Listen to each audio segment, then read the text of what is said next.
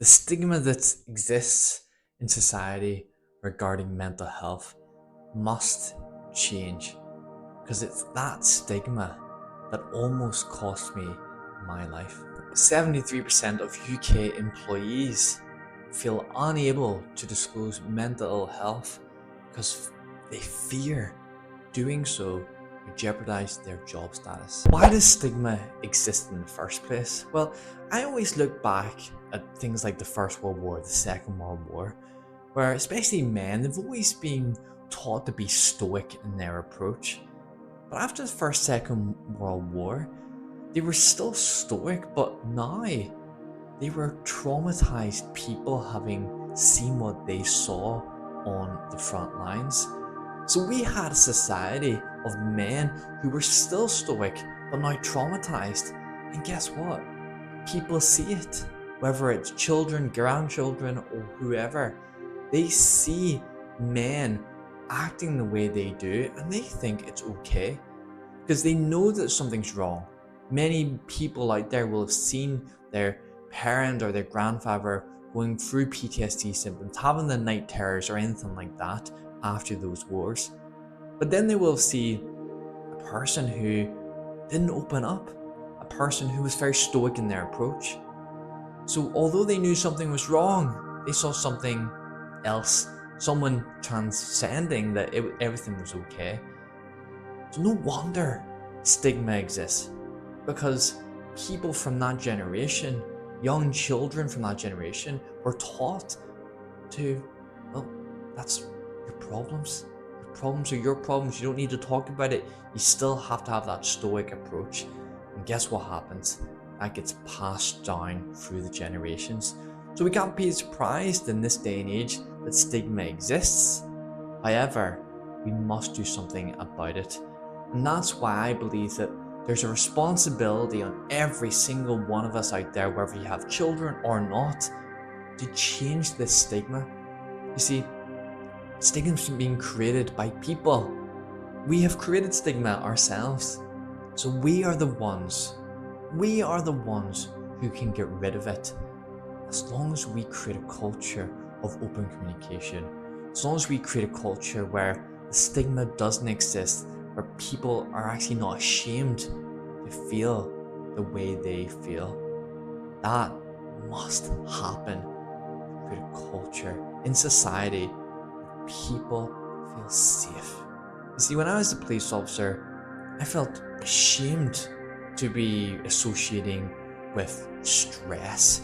I felt like, as a man in that environment, I couldn't be too stressed out.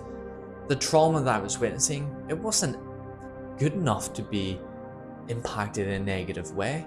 I had to put these things to the side because that's what men do. But this stigma started to eat at me because I wasn't opening up to anybody. I didn't have any psychological safety, whether it's at home or in my workplace. So all this trauma just started to come home with me. When my head hit the pillow each night, I was thinking about the things I'd seen and done, asking myself, questioning myself, could I have done more to save someone's life, for example? So it led to the insomnia, it led to the weight loss and other physical ailments. But it was that stigma, that idea that I couldn't open up to anybody, which meant that my suffering was by myself. I was alone in it. And that was the only way that I was ever going to cope with this, because opening up was not an option. You see, for men especially, we have always had this idea that as a man, you are the protector, you are the provider, you are the leader. And it's these ideas of the roles that we believe we hold in society that will cause us the most harm. It means that we feel like we don't open up about our emotions. It feels like we put so much on ourselves to succeed. And if we're not succeeding, then who am I? Who am I if I'm not the protector of the family? Who am I if I'm not the leader? So we need to firstly change these roles, change these ideas and concepts that have existed for so long. We're in the 21st century, things have changed. They are no longer what it means to be a man. So get rid of them and then start to reframe who you want to be. not who you think you should be because of society's expectations.